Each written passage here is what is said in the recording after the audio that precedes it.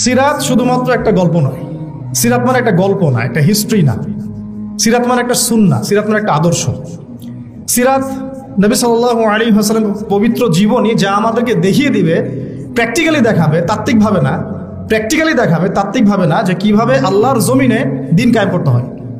একটু কথাগুলো ধরার চেষ্টা করি। সিরাত আমাদেরকে তাত্ত্বিকভাবে নয়, বরং প্র্যাকটিক্যালি দেখাবে কিভাবে আল্লাহর জমিনে দিন কায়েম করতে হয়, প্রতিষ্ঠা করতে হয়। সিরাত আমাদেরকে দেখাবে কিভাবে আইয়ামে জাহিলিয়াতের মতো একটা সমাজকে পরিবর্তন করে ফেলা যায়। তার আগে আমরা একটু জানবো আইয়ামে জাহিলিয়াতে কি সমস্যা ছিল, কেন ওই যুগটাকে আমরা জাহিলিয়াত বলি। এক, ওই যুগে পুরো বিশ্বব্যাপী শিরক ছিল। আমরা মনে করি আরবের মধ্যেই শুধু শিরক ছিল না, তখন ভারতবর্ষের মধ্যেও 300 কোটি দেবদেবীর পূজা হতো ওই সময়টাতে। 1450 বছর আগের কথা বলছি, তারও আগের কথা বলছি। পার্সিয়ান সভ্যতায় তখন তাদেরকে মাজুস বলা হতো, তারা অগ্নি পূজা করত।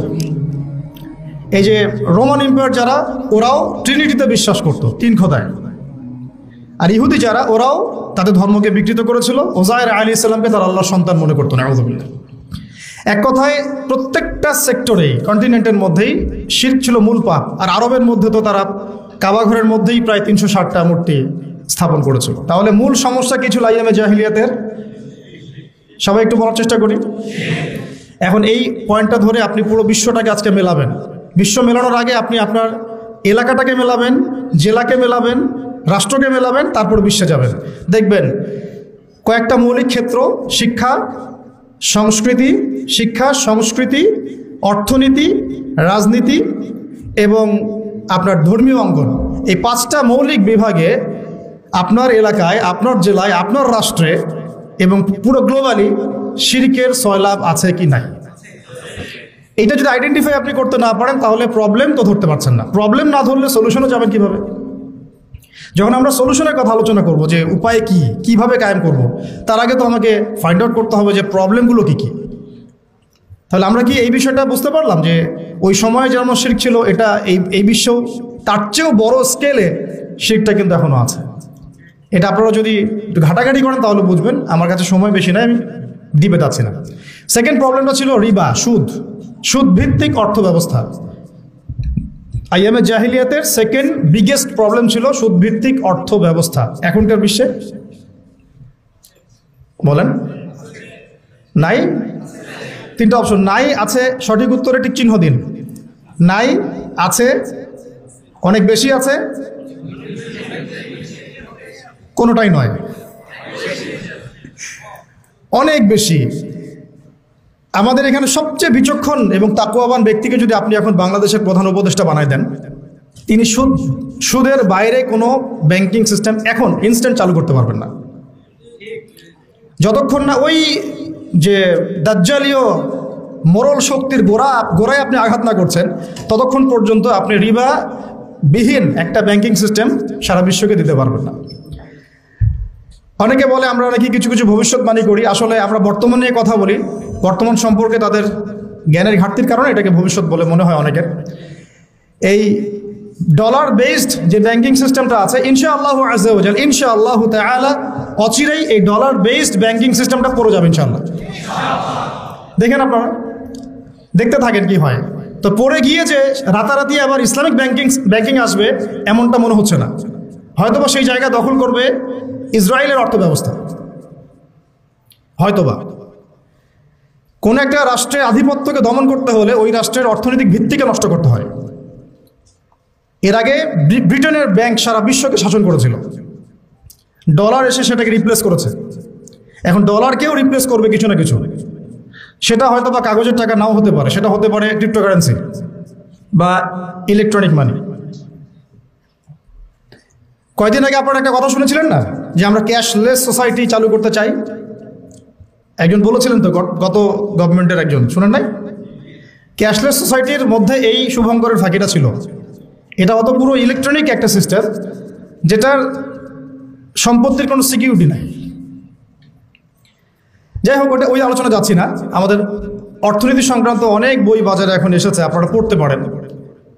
তো মূল কথাটা হচ্ছে রিবা বেসড যে ইকোনমিক সিস্টেম, এটা আইয়ামে জাহিলিয়াতের সুন্নত, এটা নতুন কোনো সুন্নত নয়। তৃতীয় সমস্যা মাদক দ্রব্যের সমস্যা ছিল। এই সমস্যাটা এখন আপনারা দেখতে পাচ্ছেন, শুধু মাদক না, পুরো নৈতিক অবক্ষয়। বিশ্ব এমন কোনো যুগ আজ পর্যন্ত দেখে নাই যেখানে জিনাটাকে শুটিং করে একটা ইন্ডাস্ট্রি বানানো হয়।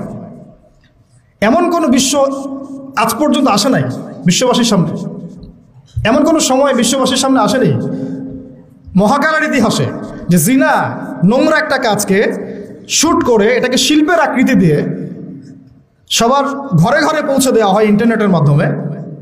এটাকে আমার ইন্ডাস্ট্রির নাম দেওয়া হয়, তারা বলে এটাকে পর্ন ইন্ডাস্ট্রি। এবং সেখানকার যারা অ্যাক্টিং করে ওদেরকে বলা হয় পর্ন স্টার, তারকা। তারা না, তারা উপাধি দিয়েছেন তারা। লা হাওলা ওয়ালা কুওয়াতা ইল্লা বিল্লাহিল আলিয়্যিল আযীম। ভূমিকম্প আসার এগুলো হচ্ছে কারণ, আসলে জিনা, মাদক, বাদ্যযন্ত্র, গান বাজনা ইত্যাদি। তো এখন শুধু মাদকে সীমাবদ্ধ নাই, বরং মাদক, জিনা, ব্যভিচার, পরকীয়া, আপনার এই লালন তত্ত্ব, হ্যাঁ, সংস্কৃতির দোহাই পেরে বিভিন্নভাবে আমাদেরকে ওই নৈতিক অবক্ষয়ের জায়গাটায় নিয়ে আসা হয়েছে। এটা আইয়ামে জাহিলিয়াতের সুন্নাত, এটা নতুন কোনো সুন্নাত না। 4, ওই সময় মেয়ে নারী জাতির একেবারে অবমূল্যায়ন করা হতো, যেটা আপনারা অনেকেই জানেন।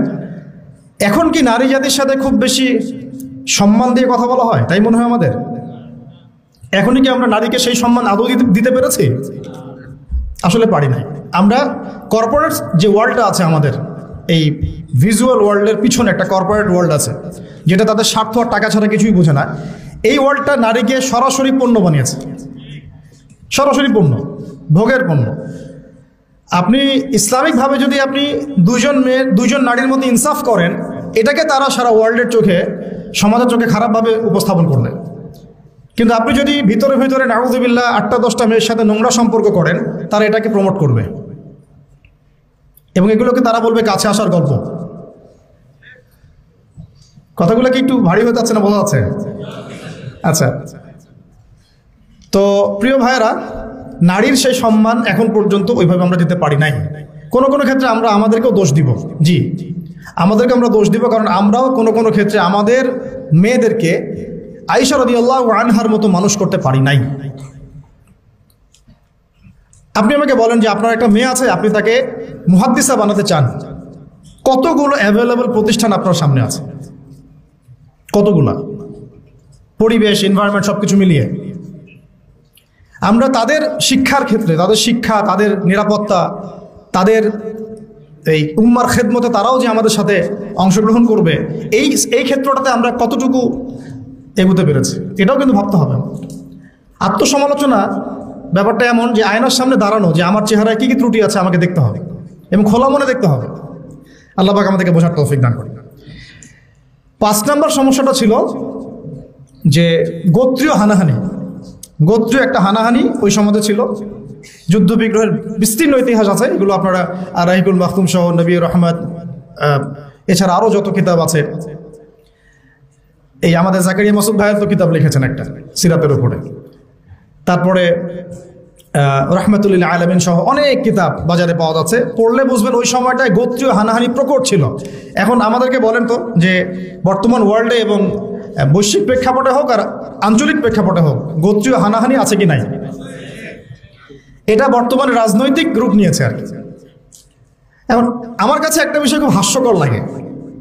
আমি অনলাইনে দেখছিলাম কয়েকজন ভাই এই জিহাদ শব্দটাকে খুব ক্রিটিসাইজ করছেন এবং শব্দটাকে ঘুরিয়ে ফিরিয়ে পশ্চিমাদের ভাষায় এটাকে জঙ্গিবাদ, সন্ত্রাসীবাদ এইসব শব্দ ইউজ করতেছেন আর কি। তো আপনাদেরকে দেখলে আমার আসলে মায়া লাগে। কাশ আল্লাহ পাক আপনাদেরকে একটু বুঝ দিত দিনের। গণতান্ত্রিকভাবে যখন আপনি রাস্তায় নামেন, মিছিল করেন, মিটিং করেন, লাঠিসোঁটা নিয়ে মারামারি করেন, মুসলিম কনফ্লিক্ট করেন, মুসলিমের হাতে মুসলিম মারা যাচ্ছে, তখন আপনি গণতান্ত্রিক শব্দ এটাকে জায়েজ করে নেন। অথচ কুফফারদের সাথে যখন মুসলিম মুজাহিদরা সরাসরি ব্যাটল ফিল্ডে থাকে, ওদেরকে আপনি জঙ্গি বলেন। চিন্তার কি দৈন্যতা! গণতান্ত্রিক একটা রাষ্ট্র মনে করেন বাংলাদেশ, এখানে ধরেন একটা সরকার আছে, একটা বিরোধী দল আছে, কথার কথা, এক্সাম্পল এক্স ওয়াই। তো এক্সকে ক্ষমতা থেকে সরানোর জন্য ওয়াই মাঠে নেমেছে। এক্সও মুসলিম, ওয়াইও মুসলিম, কনফ্লিক্ট হলো, মারামারি হলো, এই দলের 50 জন মারা গেল, ওই দলের 100 জন। ফর এক্সাম্পল, একটা এক্সাম্পল দিচ্ছি, এটা ডেমোক্রেটিক সিস্টেমে তাদের কাছে জায়েজ, এটা গণতন্ত্রের ভাষা। কিন্তু সারা ওয়ার্ল্ডে গ্লোবালি যখন মুসলিমরা কুফারদের একেবারে গর্দান আঘাত করছে আল্লাহর হুকুমত কায়েম করার জন্য, ওইটাকে তারা বলছে সন্ত্রাসবাদ এবং জঙ্গিবাদ। নাউযুবিল্লাহ। আল্লাহর কসম, জঙ্গিবাদ বলে কোনো শব্দ নাই ইসলামে। এই জঙ্গি জুজুর ভয় দেখানো বন্ধ করেন। জঙ্গিবাদ বলে কোনো শব্দ না কোরআনে আছে না হাদিসে আছে।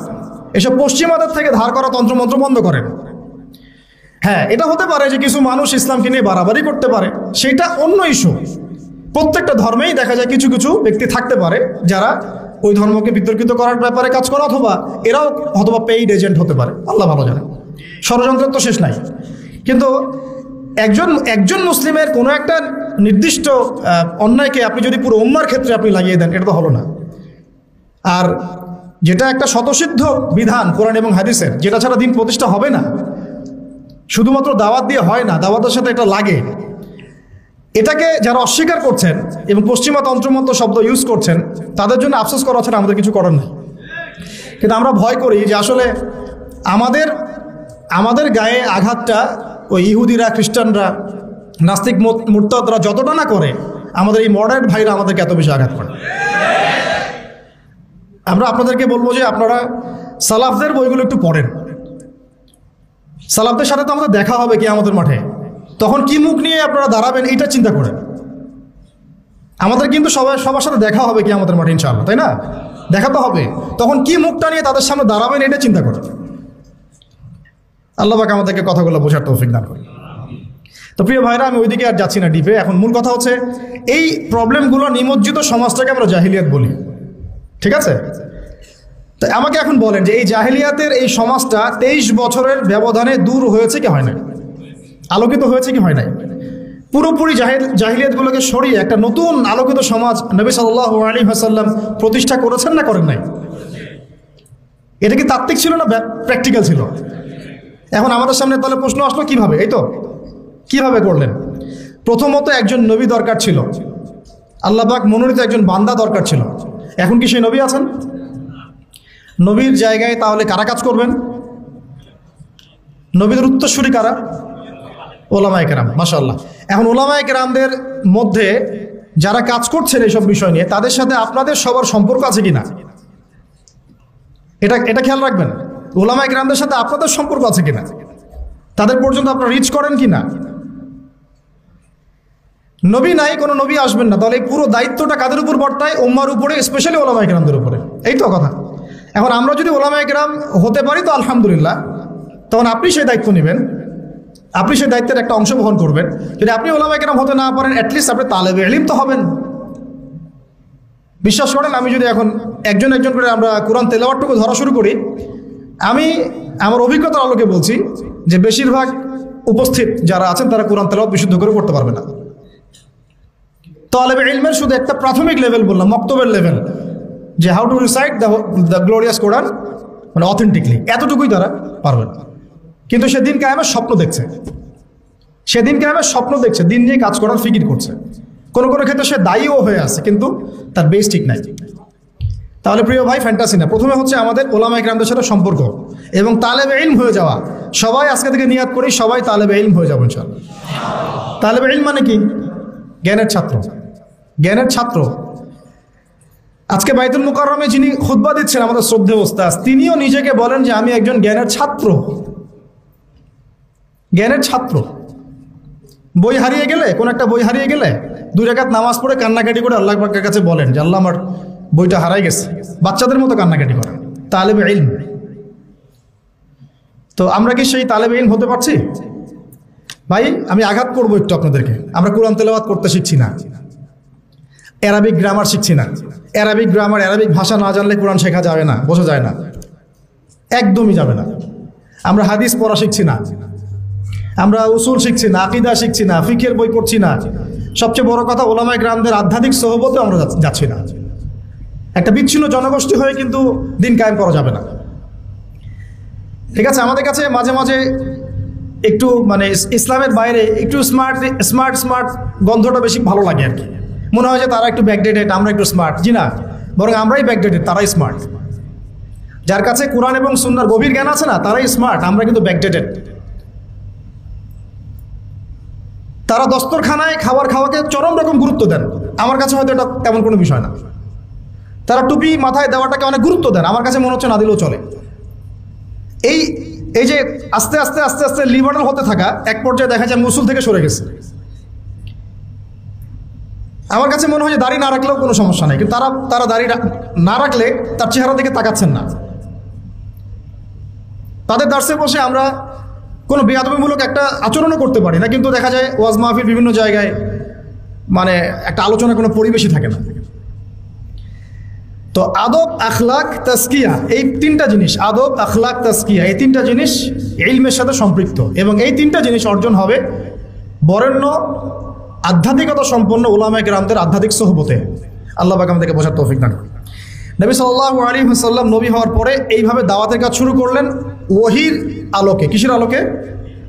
ওহীটা কি? কোরআন এবং সুন্নাহ, যেটা আল্লাহ পাকের পক্ষ থেকে নাজিল হয়েছে।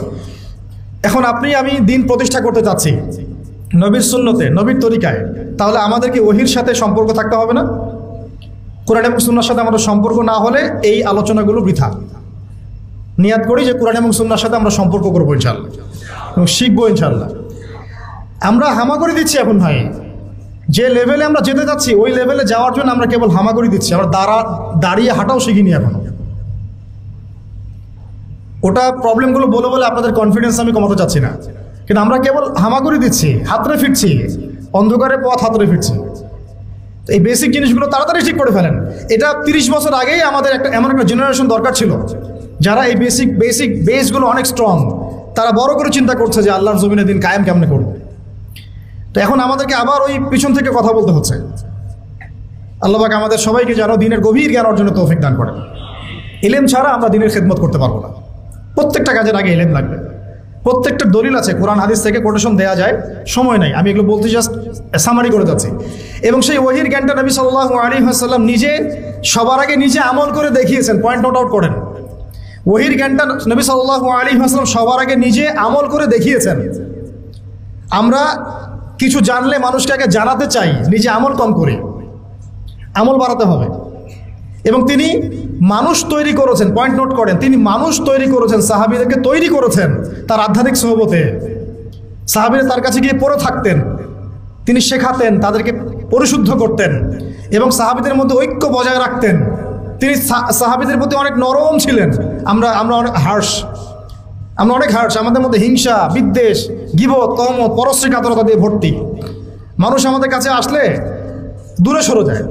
নবী সাল্লাল্লাহু আলাইহি ওয়াসাল্লামের কাছ থেকে মানুষ দূরে সরে গেলে ছুটে চলে আসতো, আবার কখন তাকে দেখব। তিনি ছিলেন মানুষের প্রতি নরম, সাহাবীদের প্রতি নরম, কোমল। সাহাবীদের মধ্যে কোনো ডিভাইডেশন কখনো হতে দেন নাই। আর আমাদের পুরো উম্মাই বিচ্ছিন্ন। এমনকি এগুলো বললে তো মানুষ নিতেই পারবে না। ওই ভিতরে যাওয়ার পরে আমরা চিনতে পেরেছিলাম যে কারা আমাদের আসলে বন্ধু, কারা আসলে আমাদের শত্রু। অবাক হলাম যে অনেক দাড়ি টুপিওয়ালা মানুষ যাদেরকে আমরা বন্ধু মনে করতাম, তারাই পিছন থেকে আমাদেরকে ছুরি মারছে। তো এই জন্যে আমাদের চেঞ্জ করতে হবে এই সংস্কৃতি। সবাই ভাই ভাই হয়ে যায়, আল্লাহ পাক তৌফিক দান করেন। সবাই নবীর সাহাবীদের মতো হয়ে যায়, আল্লাহ তৌফিক দান করেন। রুহামা বাইনাহুম হয়ে যায়, সমালোচনা করার দরকার নাই, সবার মধ্যে ভুল আছে। আবু তোয়াদ্দান ভাই যদি 100টা থাকে, আপনারও হয়তো 90টা আছে। আপনার 90টা থাকলে ভাইয়েরও হয়তো 80টা আছে। বের করতে থাকলে কেউ বাদ যাবে না। এইভাবে চিন্তা করতে থাকলে আমরা এখন বাংলাদেশে এই অবস্থায় যে ক্রিটিক্যাল একটা সিচুয়েশন চলছে, আমরা কিন্তু একদম বিচ্ছিন্ন হয়ে যাব জাতি থেকে। আপাতত আমাদের হৃদ্যতার ব্যাপারটা খুব ফোকাস মানে জোর দেওয়া উচিত। আমরা আকীদা, আমল, মানহাজের ব্যাপারে কোনো ছাড় দিব না, কিন্তু হৃদ্যতার ব্যাপারে যেন আমরা উদার হই, এটা খুব জরুরি। আমরা নিজেদের মধ্যে এই ডিভাইডেশনগুলোকে কমানোর চেষ্টা করি। ভাই মাফ করে দিই, ছেড়ে দেই মন থেকে। ঠিক আছে, এক ভাই না হয় নেগেটিভ কিছু বলছে, বাদ দেন, ছেড়ে দেন, রিপ্লাই দেওয়ার দরকার নেই। একসময় তার বুঝ আসলে সে নিজেই লজ্জিত হবে। তার বুঝ যখন আসবে সে নিজেই লজ্জিত হবে। তো আমাদের দরকার একটা প্ল্যাটফর্ম। নবী সাল্লাল্লাহু আলাইহি ওয়াসাল্লাম আমাদেরকে সুন্নাহ দিয়ে গেছেন, তিনি নিজে সামনে থেকে লিড দিয়েছেন। এই দেখেন, এখানে একটা ব্যাপার, উম্মার জন্য কিছু করতে চাইলে সামনে আসতে হবে ভাই, লুকায় থাকা যাবে না। উম্মার জন্য কিছু করতে চাইলে আপনাকে সামনে আসতে হবে, আমাকে সামনে থেকে লিড করতে হবে উম্মাকে। কথা বলতে হবে। কোনো সাহাবী এগুলো থেকে বিচ্ছিন্ন হয়ে থাকেন নাই, সবাই সামন থেকে ইসলামের দাওয়াতের কাজটা করেছেন। কখনো কৌশল চেঞ্জ করেছেন, সেটা হতে পারে অন্য বিষয়, কখনো হিজরত করেছেন, কখনো সবর করেছেন, কখনো মার খেয়েছেন। বেশিরভাগ সাহাবী সামন থেকে উম্মাকে নেতৃত্ব দিয়েছেন, প্রয়োজনে মার খেয়েছেন। কাবা ঘরের মধ্যে আবু জেহেলদের মজলিসে গিয়ে আব্দুল্লাহ বিন মাসউদ রাদিয়াল্লাহু আনহু আর রহমান সূরা তেলাওয়াত করে শুনিয়েছেন। বেলাল, সুমাইয়া রাদিয়াল্লাহু আনহুম আজমাইন তাদের নির্যাতনের ঘটনা আপনারা জানেন। তারা পালিয়ে যান নাই সমাজ থেকে, তারা ওই সমাজের থেকেই কাজ করার চেষ্টা করেছেন। তো আমাদেরকে পালিয়ে যাওয়া যাবে না। এখানেই যেহেতু আমরা জন্ম নিয়েছি, এখানে হয়তো আমাদেরকে মরতে হবে, এখানেই আমাদের লড়াইটা কিন্তু এখানেই। সবাই কিন্তু সব জায়গায় চলে যেতে পারবেন না, সবার সেই সুযোগ হবে না। অতএব মূল পয়েন্টগুলো আমরা ফোকাস করি। ওহীভিত্তিক সমাজ গড়া, ওহীর চর্চা করা, ওহীকে বুকে ধারণ করে ওই ইলমটাকে অর্জন করা, ওলামায়ে কেরামের সোহবতে থাকা এবং নিজেদের মতো ঐক্য বজায় রাখা। এরপরে আসি, কয় মিনিট আছে আমার? দেখো তো কটা বাজে? 45। আচ্ছা, দেড়টায় জামাত, আমরা একটাই শেষ করে দেবো ইনশাল্লাহ, ঠিক আছে? ওকে, ইনশাল্লাহ হয়ে যাবে 15 মিনিটে। শোনেন, এই কয়েকটা পয়েন্ট তো বুঝে আসছে। এখন আমি একটু সামারি করে দেই। প্রথম 3 বছর, প্রথম কত বছর? প্রথম 3 বছর নবী সাল্লাল্লাহু আলাইহি ওয়াসাল্লাম কিন্তু গোপনে গোপনে দাওয়াত দিয়েছেন। দেখেন, ইন্ডিভিজুয়াল দাওয়াটা অনেক জরুরি। তিনি মানুষ তৈরি করেছেন, এবং এই 3 বছরে কারা তৈরি হয়েছেন জানেন? আবু বকর রাদিয়াল্লাহু আনহু, উসমান বিন আফফান, সাদ ইবনে আবি ওয়াক্কাস, আব্দুর রহমান বিন আউফ, তারপরে আপনার বেলাল বিন রাবাহ, আব্দুল্লাহ বিন মাসউদ, আয়েশা রাদিয়াল্লাহু খাদিজা রাদিয়াল্লাহু আনহা, আলী ইবনে আবি তালেব, যায়েদ ইবনে হারেসা, জাফর ইবনে আবি তালেব। মানে যে সাহাবীরা পরবর্তীতে বদর, উহুদ, খন্দক, খায়বার কাঁপিয়ে দিয়েছেন, ওই সাহাবীরা তৈরি হয়েছেন প্রথম 3 বছরে। সুবহানাল্লাহ। এই জন্য বলে যে প্রথম দিকের সাথীরাই কিন্তু প্রকৃত সাথী, তাই না বিষয়টা? পরে যখন দেখবেন যে আমাদের অবস্থা ভালো, আমাদের কিছু ভাই যদি 40-50টা আসন পেয়ে যায় সামনে আর কি, তখন দেখবেন যে অনেকেই তাদের কাছে যাওয়া শুরু করবে, তাই না বিষয়টা? এবং তারা মনে করবে যে আমরা তো দিন কায়েম করে ফেলছি। দেখেন, দিন কায়েম হবে তখনই যখন আল্লাহ পাকের যে কোরআন সুন্নাহ ভিত্তিক যে ওহীর বিধানটা, এই বিধানটা যখন আল্লাহর জমিনে প্রতিষ্ঠিত হবে, তখনই কেবলমাত্র দিন কায়েম হবে। তার আগ পর্যন্ত হ্যাঁ আপনি বলতে পারেন যে হ্যাঁ আমি আগের চেয়ে একটু ভালো আছি।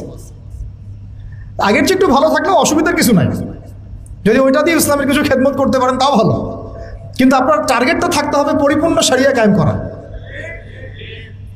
কিন্তু টার্গেট তো আমাদের আছে একটা, এই টার্গেট তো হুট করে অ্যাচিভ করা যাবে না। তো আয়না করে পড়ে থাকার চেয়ে তো কমপক্ষে সামনে দাঁড়ায় কথা বলাটা ভালো, নাকি রফিক ভাই কি বলেন? অ্যাটলিস্ট এটা ভালো না? তো যদি একজন আমাকে ধরে আয়না ঘরে ঢুকে রাখলো, আরেকজন ধরেন বের করে এসে বললো ঠিক আছে আপনি কথা বলেন, সমস্যা নেই, তো আমি তো এই সুযোগটা নিব, অ্যাটলিস্ট নিব না? তো এই জন্য আমরা দাওয়াতের মাঠ রেডি করতে থাকবো।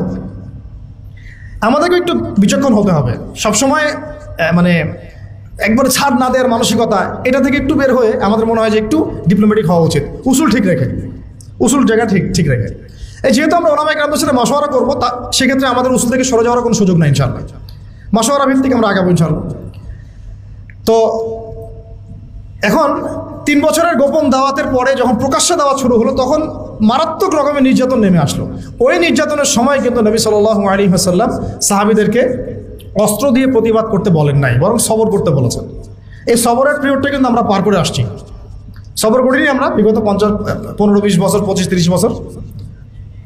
আমাদেরকে যেভাবে সবাইকে নির্যাতন করা হয়েছে, প্রত্যেকটা সংগঠনের নাম ধরে ধরে বলা যাবে, ব্যক্তির নাম ধরে ধরে বলা যাবে, তাদের মধ্যে কেউ একজনকে আপনি দেখান যে সে অস্ত্র হাতে বের হয়েছিল, দেখান অস্ত্র হাতে নিয়ে বের হয়েছিল সরকারের বিরুদ্ধে বিদ্রোহ করার জন্য? কোনো মুসলিম অ্যাসোসিয়েশন কেউই বের হয় নাই। তাহলে আপনারা পশ্চিমাদের শেখানো শব্দটাকে কিভাবে আমাদের সাথে জুড়ে দিচ্ছেন? যদি ওই রকমই কোনো আচরণ কেউ করতোই, তাহলে আপনারা কি আদৌ থাকতে পারতেন বাংলাদেশে? কত আগেই তো আপনাদের কাম খালাস হয়ে যেত। কিন্তু সবাই সবর করেছে, মাইর খেয়েছে, কেউ 10 বছর, 12 বছর, 8 বছর, 5 বছর, কেউ 3 বার, 4 বার, 5 বার করে, কত কিছু হয়েছে আপনারা তো জানেনই না। আমি শুধু একটা কথা বলি, শুনেন, চায়ের কাপে আর ফেসবুকে ঝড় তোলার চাইতে, চায়ের কাপে আর ফেসবুকে এইসব আলোচনার ঝড় তোলা আর এই যে আয়নাঘরের একটা রিমান্ড, এটাকে আপনি 1000 কোটি গুণ দিয়েও আপনি হিসাব করতে পারবেন। ওই চায়ের কাপে ফেসবুকে এগুলো নিয়ে তর্ক বিতর্ক ঝড় তোলা অনেক সহজ। আর যারা ওইসব জায়গা ফেস করে আসছে তাদের যে ত্যাগ, স্যাক্রিফাইস এবং তাদের সবর, ইস্তেকামা, ইমান, তাদের জীবনের জজবা, এটার সামনে দাঁড়াই দিয়ে পারবেন না আপনারা। আমাদের অনেক বোনকে আমরা জানি এরকম অবস্থার সম্মুখীন হয়েছে। বোন, ছেলে তো বাদ, বোন। তো আমরা দোয়া করি আল্লাহ পাক এই সমস্ত মানুষের ত্যাগ, কোরবানিগুলোকে কবুল করেন। এই কোরবানিগুলোর ফলশ্রুতিতে তাদের চোখের পানি, তাদের তাহাজ্জুদ, তাদের দোয়া, তাদের এই যে আধ্যাত্মিকত্ব, আল্লাহকে ডাকা, এগুলোর বদৌলতে আজকের দিন পেয়েছি আমরা। এটা একদিনের শুধু রেভলিউশনে এটা হয় নাই। যারা এখন ক্রেডিট নেওয়ার প্রতিযোগিতায় ব্যস্ত আছেন, এটা ভুল করতেছেন আপনারা, এটা ঠিক হচ্ছে না। এখানে ক্রেডিট পাওয়ার যোগ্য সে প্রত্যেকটা আল্লাহর বান্দা যে এখানে হকের উপর ছিল, যার উপর নির্যাতন হয়েছে, চোখের পানি ফেলেছে, সেজদায় আল্লাহর কাছে কান্নাকাটি করেছে, দোয়া করেছে। আমাদের মা বোনরা ঘুমায় নাই, রাতের পর রাত জেগেছিল, রাস্তাঘাটে দৌড়াদৌড়ি করে বেরিয়েছে, কেউ একটা ইন্টারভিউ পর্যন্ত নিতে চায় নাই। কিন্তু যখন ব্যাপারটা গ্লোবাল হয়ে গেছে তখন সব মিডিয়ার সামনে হাজির। এই জন্য আমরা আপনাদেরকে বিশ্বাস করি না, আপনারা সুবিধাবাদী। যখন যেদিকে হাওয়া তখন সেই দিকে দৌড় দেন। আমার নিজের ওয়াইফের কথাই বলতেছি, ডোর টু ডোর ঘুরে বেড়াইছে একটা ইন্টারভিউ নেওয়ার জন্য, যে উনি কোথায় গেল, হঠাৎ করে নাই হয়ে গেল কীভাবে, কেউই কথা বলতে রাজি হয় নাই। এখানে আরও অনেক ভাই আছে যারা এগুলো শিকার, তারাও জানে এগুলো, সবার সাথে এগুলো হয়েছে। কিন্তু যখন আবার এটা আল্লাহ পাক ঘুরাই দিয়েছেন অবস্থাটা, তখন আবার বাড়ির সামনে হাজির। তাহলে কাদেরকে বিশ্বাস করবেন আপনি? এই জন্য বলি যে যাদের উসুল, আকিদা, মানহাজে যারা স্ট্রং না, তাদেরকে বিশ্বাস করার আগে 10 বার 20 বার চিন্তা করতে হবে। দেখেন, নবী সাল্লাল্লাহু আলাইহি ওয়াসাল্লাম ইহুদিদের সাথে চুক্তি করেছিলেন না? তারপরে রোমানদেরকে চিঠি পাঠিয়েছেন না? মুশরিকদের সাথেও সন্ধি হয়েছে না? সব কিছু হয়েছে, সন্ধি হয়েছে, পররাষ্ট্রনীতি হয়েছে, চুক্তি হয়েছে, যুদ্ধ হয়েছে। তিনি কিন্তু উসুল এবং আদর্শের জায়গায় কারোর সাথে যাররা পরিমাণ ছাড় দেন নাই। ছাড় দিয়েছেন? তাই আমরা যেন এই সুন্নতটাকে ধরে রাখার চেষ্টা করি, আল্লাহ পাক তৌফিক দান করেন। এখন সংক্ষিপ্ত করে শেষ করে দিচ্ছি। এই যে দাওয়াতটা প্রকাশ্য রূপ লাভ করলো, তখন সবরটা ছিল বেশি ইম্পর্টেন্ট। এবং সবর করতে করতে করতে সাহাবীরা কি বলেছিলেন জানেন? ইয়া রাসূলুল্লাহ সাল্লাল্লাহু আলাইহি ওয়াসাল্লাম, আপনি একটু বদদোয়া করেন না এদের জন্যে, আমরা তো পারছি না। নবীজি বলেছেন যে তোমরা জেনে রাখো এই দিন একদম মাশরিক থেকে মাগরিব পর্যন্ত পৌঁছে যাবে, একটা কাঁচা বাড়ি, একটা পাকা বাড়ি বাদ থাকবে না যেখানে আল্লাহ পাক কালিমাকে প্রবেশ করাবেন না ইনশাআল্লাহ। ওয়ালাকিন্নাকুম তাস্তাজিলুন, কিন্তু তোমরা খুব তাড়াহুড়া করছো। ঠিক আছে, তোমরা এখন আবিসিনিয়ায় চলে যাও। যদি দেখা যায় কখনো এমন একটা পরিবেশ যে আপনার এলাকায় দিন পালনের কোনো পরিবেশই নাই, তখন আবিসিনিয়ার সুন্নত আছে আমাদের সামনে, সেখানে হিজরতের সুন্নত আছে। তারপরে নবী সাল্লাল্লাহু আলাইহি ওয়াসাল্লামকে 3 বছর সাহাবীদেরকে সহ বয়কট করা হয়েছে শিয়ারে আবু তলেবে, গাছের ছালপাতা খেয়ে দেখেছেন, তবুও আদর্শের সাথে আপোষ করেন নাই। সাহাবীদেরকে চোখের সামনে তিনি শহীদ হতে দেখেছেন মক্কায়, তারপরেও তিনি আদর্শের সাথে আপোষ করেন নাই, কিন্তু তাদেরকে তিনি অস্ত্র দিয়ে আঘাত করেন নাই। কিন্তু এরপর যখন আল্লাহ রাব্বুল আলামিন তায়েফের পরে যখন তায়েফবাসী কবুল করলো না, মিরাজ হয়ে গেল, এরপরে নবী যখন সাল্লাল্লাহু আলাইহি ওয়াসাল্লাম মদিনার সেই যে যুবকদেরকে দাওয়াত দিলেন, আমরা যুবক ভাইরা ভালো করে শুনেন, এই যুবকদের হাতে ইসলাম পরিবর্তন হয়েছে। মানে পরিবর্তন বলতে বোঝাচ্ছি টেবিলটা উল্টে গেছে আর কি, যুবকদের হাতেই। এই 6 জন যুবক যাদের নেতৃত্ব দিচ্ছেন সাআদ বিন যুরারা রাদিয়াল্লাহু আনহু, তারা এসে ইসলাম কবুল করলেন ইয়াসরিব থেকে। তারপরে পরের বছর 12 জন, তারপরের বছর এই যে 75 জন। এই যে একটা বিশাল দাওয়াতের ক্ষেত্র তৈরি হলো মদিনায়। একজন দায়ীর মেহনত ছিল এখানে, তার নাম মুসআব বিন উমাইর রাদিয়াল্লাহু আনহু, মনে আছে না আপনাদের? তো এই যে মাঠটা তৈরি হলো, যে মাঠ তৈরি করা, তারপরে নবী করিম সাল্লাল্লাহু আলাইহি ওয়াসাল্লামকে তারা বললেন যে আপনি আপনার সাহাবীদেরকে নিয়ে চলে আসেন আমাদের এখানে। আল্লাহ পাকও সেটা ইরাদা করলেন, নবী সাল্লাল্লাহু আলাইহি ওয়াসাল্লাম সাহাবীদেরকে নিয়ে চলে গেলেন। এই মদিনা হলো প্রথম ইসলামিক স্টেট। প্রথম ইসলামিক স্টেট কিন্তু মক্কা নয়, বরং মদিনা। সেখানে নবী সাল্লাল্লাহু আলাইহি ওয়াসাল্লাম গিয়ে তিনি শুধু এখন নবী নন, বরং তিনি এখন রাষ্ট্রপ্রধানও বটে। আমরা কি এই পর্যায় পর্যন্ত যেতে পেরেছি কিনা বলেন? আমরা কি এখন পর্যন্ত কোনো মদিনা রাষ্ট্র কায়েম করতে পেরেছি কিনা? আমাদের এই দেশটাতেও হোক অথবা অন্য কোনো রাষ্ট্রের দাওয়াতের মাধ্যমে হোক, পেরেছি? তার মানে আমরা এখন এই জায়গা পর্যন্ত যেতে পারি নাই। তাহলে মক্কা বিজয়ের স্বপ্ন আপনি দেখছেন কিভাবে, আর গণক্ষমা কিভাবে করছেন? আমরা তো মদিনা রাষ্ট্র পাইনি এখনো। আমরা কি মদিনা রাষ্ট্র কায়েম করতে পেরেছি? বা অন্য কোনো রাষ্ট্রের দাওয়াতের কাজের মধ্য দিয়ে ওইখানে মাঠ তৈরি করতে পেরেছি যে আমরা হিজরত করে চলে যাবো, ওখানে রাষ্ট্র কায়েম হবে? কোনোটাই তো হয় নাই। তাহলে আমরা এই পর্যায় পর্যন্ত এখনো যেতে পারি নাই, অথচ আমরা মক্কা বিজয়ের ভাইব নিয়ে ঘুরে বেড়াচ্ছি। কি একটা অবস্থা! আল্লাহ পাক আমাদেরকে বোঝার তৌফিক দান। আমি জন্য বলি যে কোরআন এবং সুন্নাহকে বুঝতে হলেও সিরাত লাগবে আপনার। সিরাত ছাড়া কোরআন সুন্নাহকে বোঝা যায় না। সুবহানাল্লাহ। আর আমার বিশ্বাস যে সিরাতের উপর যারা বেশি চর্চা করবে, পড়বে, ইনশাআল্লাহ আল্লাহ চাইলে তারা নবীকে স্বপ্ন দেখতে পারে। মানে আমার মন বলে এটা কোনো দলিল ভিত্তিক কথা বললাম না। অনেক ওলামা এখানে বলেছেন আমাদেরকে।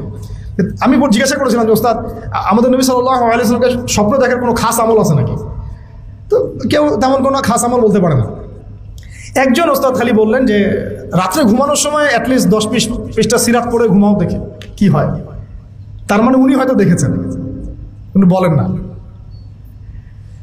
সিরাত ছাড়া ভাই আমরা দিন প্রতিষ্ঠার প্যাটার্নগুলো বুঝবো না। প্রত্যেকটা কাজের একটা প্যাটার্ন থাকে, একটা পদ্ধতি থাকে। অজু করার একটা সিস্টেম আছে, নামাজের একটা নিয়ম আছে, দিন প্রতিষ্ঠারও নিয়ম আছে। এখন দেখেন দাওয়াতের মধ্য দিয়ে মদিনা রাষ্ট্র কায়েম হয়ে গেল। ওখানে কিন্তু নবীজি এখন শুধুমাত্র নবী নন, তিনি নবীও বটে, রাষ্ট্রপ্রধানও বটে, তাদের আমিরও বটে। তাহলে এখানে আমির হলো নবী, রাষ্ট্রপ্রধান এবং আমির, ইমারা হয়ে গেল ইমারা, এবং জামা হলো একটা জামা। বুঝতে পারছি কি? জামাত ইসলাম না রে ভাই, এটা আবার জামা মানে একটা কি বলবো ভাই, হ্যাঁ, ঐক্যবদ্ধ একটা প্ল্যাটফর্ম। এবং দেখেন একজন আমির কিন্তু আবার আলাদা আলাদা না, একজন আমির, এই একটা জামা, এবং সবাই হচ্ছে মামুর মানে যারা আমিরকে ফলো করে। এখানে আছে সামউ ওয়া তাআ, মানে নবী যা বলবেন তারা শুনবেন এবং আনুগত্য করবেন। এইরকম একটা সিস্টেম কিন্তু আমরা এখন আমাদের দেশে করতে পারি নাই। সবাই আলাদা আলাদাভাবে কাজ করতেছি, ঠিক আছে, কাজ হতে থাক, কিন্তু সমন্বয় জরুরি। সমন্বয় না হলে বৃহত্তর ঐক্য হবে না। আর বৃহত্তর ঐক্যের জায়গাটাতে আমাদেরকে একটু ছাড় দিতে হবে, একটু হলেও ছাড় দিতে হবে। কারণ এখন তো আর সাহাবীদের যুগ না রে ভাই। সাহাবীরা যেভাবে সব শক্তভাবে পালন করতেন, আমল করতেন, এরকম মানুষ এখন নাই তো। আর আপনি যদি ওই যে হামিম যদি আমাকে বলে যে ভাই আপনার মধ্যে সাহাবীদের সব খাসলত পাওয়া যাচ্ছে না, যাবে না, এটাই তো স্বাভাবিক। কারণ আমরা তো সাহাবীদের যুগ থেকে 1400 বছর পরের মানুষ। এই হাদিসটা আপনারা জানেন কিনা, মাঝখানে অনেক লম্বা হয়ে যাচ্ছে কিনা, এই ফয়জুল কালাম বইয়ের মধ্যে আছে। নবীজি বলেছেন সাল্লাল্লাহু আলাইহি ওয়াসাল্লাম যে তোমরা এমন একটা যুগে আছো আমার সাহাবীরা, শুনেন, তোমরা এমন একটা যুগে আছো হে আমার সাহাবীরা, তোমরা যদি ইসলামের 1/10 ছেড়ে দাও তোমরা ধ্বংস হয়ে যাবে। কিন্তু তোমাদের পরে এমন একটা যুগ আসবে যে যুগে যদি কেউ ইসলামের 1/10 উপরেও থাকে সে সফল হয়ে যাবে। মানে আমরা তো এখন ওই যুগে আছি। 10% ধরে রাখতে পারলেও ইনশাল্লাহ আপনি সফল হবেন। তো এরপরে মদিনা রাষ্ট্র কায়েম হলো। দেখেন রাষ্ট্র কায়েম করার পরে কাজ কি, এবার আমাদের দায়িত্বশীল যারা এখন আছেন প্রেজেন্ট তাদেরকে একটু বোঝান একটু। রাষ্ট্র পাওয়ার পরে কাজ কি, নবীজি কি করেছেন রাষ্ট্র পাওয়ার পরে? আগে তিনি মসজিদে নববী নির্মাণ করেছেন। তার মানে মসজিদে নববী ছিল শুধুমাত্র ইবাদতের জায়গা নয়, সেখানে দাওয়াতের কাজ হতো, সেখান থেকে সব ডিসিশন মেকিং হতো। এবং এরপরে তিনি আনসার আর মুহাজিরদের মধ্যে ভ্রাতৃত্বের বন্ধন স্থাপন করলেন। রাষ্ট্রীয় ক্ষমতা পেলে আমাদের কাজ কি? আধ্যাত্মিক পরিবেশ তৈরি করা, দ্বীনি ইলমের পরিবেশ তৈরি করা, দাওয়াতের পরিবেশ তৈরি করা, এবং উম্মার এই জাতির মধ্যে ঐক্য নিয়ে আসা। আমরা তো কি করতেছি? সংবিধান সংস্কার করতেছি। এটা আমাদের এখন এজেন্ডা, তাই না? এই পলিসিতে, যে পলিসিতে আপনারা আগাচ্ছেন, এই পলিসিতে যদি সংবিধানকে 10-12 সংশোধন করেন, আপনারা এটাকে ইসলামিক সংবিধান তো বানাবেন না। বানাবেন? সহজ কথা বলেন, কখনোই বানাবেন না। তাহলে মদের বোতল খালি চেঞ্জ করতেছেন, এই তো, আর তো কিছু না। তাহলে মূল কাজটা কিন্তু আমাদের এখন করা দরকার ছিল, জাতিগত ঐক্য নিয়ে আসা। জাতিগত ঐক্যটা খুব জরুরি ছিল। সবাইকে নিয়ে বসা, ওলামা ইকরামদেরকে প্রাধান্য দেওয়া, তাদের কাছে যাওয়া, তাদের সোহবতে যাওয়া, পরামর্শ নেওয়া, মাশওয়ারা করা, এবং মসজিদগুলোকে আবাদ করে দেওয়া। এর ভিত্তিতে কি করা? দ্বীনের ইলমের দাওয়াতটা ছড়ানো, প্রকৃত ইসলামের দাওয়াতটা ছড়ানো, এটা ছিল কাজ। এর সাথে নবী সাল্লাল্লাহু আলাইহি ওয়াসাল্লাম কি করেছেন? ভ্রাতৃত্বের বন্ধন স্থাপন করেছেন, সামরিক বাহিনী শক্তিশালী করেছেন। দেশটা এখন নাজুক অবস্থায়, সামরিক বাহিনীগুলোকে খুব শক্তিশালী করা দরকার ছিল এখন। তারপরে তিনি ওই সময় সারিয়া অভিযানগুলো শুরু করলেন, দেশের নিরাপত্তার স্বার্থে সারিয়া অভিযানগুলো শুরু করলেন। সারিয়া আর গাজওয়া এক না কিন্তু। সারিয়া মানুষ যেখানে নবী সাল্লাল্লাহু আলাইহি ওয়াসাল্লাম নিজে যান নাই, অন্য সাহাবীকে আমির করে পাঠিয়েছেন। গাজওয়াও হচ্ছিল, এবং অর্থনৈতিক ভিত্তিটা তারা শক্ত করলেন। মদিনা রাষ্ট্র পাওয়ার পর তারা কি করলেন দেখেন, আধ্যাত্মিক বিষয়টার দিকে খেয়াল করলেন, মসজিদ নির্মাণ করলেন, ভ্রাতৃত্বের বন্ধন স্থাপন করলেন, অর্থনৈতিক ভিত্তি শক্ত করলেন, সারিয়া অভিযানগুলো চালানো শুরু করলেন, পররাষ্ট্রনীতি অ্যাপ্লাই করলেন, এবং ওই দেশের অভ্যন্তরে যে অমুসলিমরা ছিল, যেমন ইহুদি বা অন্য যারা, তাদের সাথে একটা কিন্তু চুক্তি হলো, সনদ হলো। তো আমাদের এই কাজগুলো কিন্তু সব পারফেক্টলি হয় নাই বা হচ্ছে না। এরপরে আস্তে আস্তে আবু সুফিয়ানের কাফেলাকে আক্রমণ করাকে কেন্দ্র করে বদরের যুদ্ধ হয়ে গেল। তো এই যে বদরের যুদ্ধ হলো, এখান থেকে আর আমরা পিছনের দিকে ফিরে তাকাই নাই কখনো। তখন এখানে দেখেন, সিরাত থেকে শুধু দাওয়াতের মধ্য দিয়ে কিন্তু মক্কা বিজয় পর্যন্ত আসে নাই। বদর আমাদেরকে চোখে আঙ্গুল দিয়ে দেখাই দিচ্ছে বদর, যে শুধুমাত্র দাওয়াতের ভিত্তিতে কিন্তু মক্কা বিজয় পর্যন্ত সিরাত আসে নাই। এই বদরের সিঁড়িগুলো পার হতে হয়েছে। বদরের পরে উহুদ, তারপরে খন্দক, তারপরে আপনার ওই যে হুদাইবিয়া, আরও কত যুদ্ধ হয়েছে মাঝখানে। হুদাইবিয়া সন্ধির আগেও হয়েছে, পরেও হয়েছে, তারপরে খাইবার, হ্যাঁ, তারপরে তাবুক, তায়েফ, হুনাইন, কতগুলো। এই সিঁড়িগুলো পার হয়ে হয়ে হয়ে শেষ পর্যন্ত গিয়ে মক্কা বিজয়টা হয়েছে। তাহলে আমরা একদম স্পষ্ট বুঝতে পারলাম, শুধুমাত্র দাওয়াতের ভিত্তিতে মক্কা বিজয়টা হয় না। আল্লাহ পুরো জাজিরাতুল আরবের মধ্যে ইসলামটা শুধু দাওয়াতের ভিত্তিতে প্রতিষ্ঠা হয়নি। এর সাথে লেগেছে ইলমের চর্চা, বেশি বেশি আমল, হালাল খাওয়া, তাসকি অর্জন করা, নবীর সোহবত, তারপরে হালাল ইকোনমি, হ্যাঁ, একটা রাষ্ট্রীয় ব্যবস্থা, পররাষ্ট্রনীতি, কখনো সন্ধি, কখনো কূটনৈতিক তৎপরতা, কখনো দাওয়াত, কখনো জিহাদ, সব কিছু মিলায়ে মক্কা বিজয় হয়েছে। তাহলে সিরাতের এই পুরো বিষয়টার কতটুকু অংশ আমরা আসলে বাস্তবায়ন করতে পারছি, এটা আমাদেরকে ভাবতে হবে। আপনারা সব ইন্টেলেকচুয়াল অডিয়েন্স, আপনারা এটা নিয়ে ভাববেন, ফিকির করবেন, নিজেরা পড়াশোনা করবেন, এবং আমাদের যদি কোনো ভুল হয় আমাদেরকে সংশোধন করে দিবেন ইনশাআল্লাহ। আল্লাহ পাক আমাদের সবাইকে সিরাতের সুন্নতে আল্লাহর জমিনে দিন কায়েমের তৌফিক দান করেন। আবারও দোয়া করি আল্লাহ পাক যেন সিরাতের সুন্নতে আল্লাহ পাক আমাদেরকে আল্লাহর জমিনে তার দিন কায়েম করার তৌফিক দান করেন। আল্লাহ পাক সেই রকম আমাদেরকে ইমারত দান করেন, আমি সেই রকম মামুর দান করেন, সেই রকম সামি'না ওয়া আতা'নার মতো আমাদের মানসিকতা দান করেন। আল্লাহ পাক আমাদেরকে ওই ইলমগুলো অর্জন করার তৌফিক দান করেন, ইলমের সেই গভীরতা যাওয়ার তৌফিক দান করেন, বেশি বেশি আমল করার তৌফিক দান করেন, সাহাবীওয়ালা জিন্দেগি যাপন করার তৌফিক দান করেন, সাহাবীওয়ালা জিন্দেগি যাপন করার তৌফিক দান করেন। এবং ইসলামের জন্য তারা যেভাবে তাদের জান, মাল, সময়, শ্রম উজাড় করে দিয়েছেন, ওইভাবে আমাদেরকেও দিনের জন্য কাজ করার তৌফিক দান করেন। সবচেয়ে বড় কথা, আল্লাহ পাক আমাদের সবাইকে যেন একটা বৃহত্তর ঐক্যের প্ল্যাটফর্ম দান করেন। আমরা আশাবাদী ইনশাল্লাহ, আমরা স্বপ্ন দেখব, স্বপ্নই আমাদেরকে ইনশাল্লাহ বাস্তবের রূপ দেখাবে এক সময় না এক সময়। অনেক ভালো কাজ হচ্ছে মাশাআল্লাহ, প্রত্যেকটা জেলায় জেলায় খুব ভালো কাজ হচ্ছে। আমি চাচ্ছি, মন থেকে আমার দোয়া এবং চাওয়া, সবগুলো কাজগুলোকে একটা সমন্বয় করা, অ্যাটলিস্ট আকিদা, আমল এবং মানহাজ, এই উসুলের মানদণ্ডে। বাকি কিছু বিষয় আমাদের মধ্যে ইখতিলাফ আছে, থাকবে, আমি জানি। কোনোদিনও আপনি বাংলাদেশের সবাইকে একটা জায়গায় আনতে পারবেন না, এটা ইম্পসিবল। অ্যাটলিস্ট তারপরেও একটা হৃদ্যতাপূর্ণ সম্পর্ক রাখা, দূরত্বগুলোকে কমায় নিয়ে আসা। শেষ করার আগে একদম লাস্টে 1 মিনিট আমি একটা কথা বলে শেষ করে দিব। একটা হাদিস খালি বলবো। নবী সাল্লাল্লাহু আলাইহি ওয়াসাল্লাম বলেন সাল্লাল্লাহু আলাইহি ওয়াসাল্লাম যে কাতার সোজা করো, মিলে মিলে দাঁড়াও, মাঝখানে দূরত্বগুলোকে বন্ধ করো, কাঁধে কাঁধ মিলে মিলে দাঁড়াও। তোমরা যদি এভাবে মিলে মিলে না দাঁড়াও, একে অপরের সাথে মিলে মিলে না দাঁড়াও, তাহলে আল্লাহ রাব্বুল আলামিন তোমাদের হৃদয়গুলোর মধ্যে দূরত্ব সৃষ্টি করে দেবে। আমাদের নামাজের কাতার ঠিক নাই, আমাদের হৃদয়ের অবস্থাও ঠিক নাই। আল্লাহ পাক আমাদেরকে নামাজের কাতারও যেমন সীসা ঢালা প্রাচীরের মতো করার তৌফিক দান করেন, আমাদের মনগুলোকে আল্লাহ পাক জুড়ে দেন। আমি একটা দোয়া করছি, আপনারা আমিন বলবেন। আল্লাহুম্মা আল্লিফ বাইনা কুলুবিনা, আমিন। ওয়া আসলিহ যাতা বাইনানা ওয়াহদিনা সুবুলাস সালাম ওয়া নাজ্জিনা মিনাজ যুলুমাতি ইলান নূর ওয়া জান্নিবনাল ফাওয়াহিশা মা যাহারা মিনহা ওয়া মা বাতান। আল্লাহুম্মা বারিক লানা ফি আসমা'িনা ওয়া আবসারিনা ওয়া কুলুবিনা ওয়া আমালিনা ওয়া আজওয়াজিনা ওয়া যুররিয়াতিনা ওয়া তুব আলাইনা ইন্নাকা আনতাত তাওয়াবুর রহিম।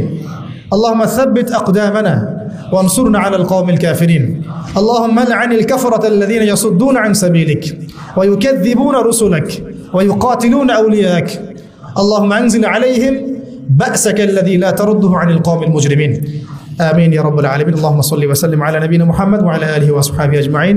أقول قولي هذا أستغفر الله لي ولكم ولسائر المسلمين. بارك الله لنا ولكم بالآية الحكيم.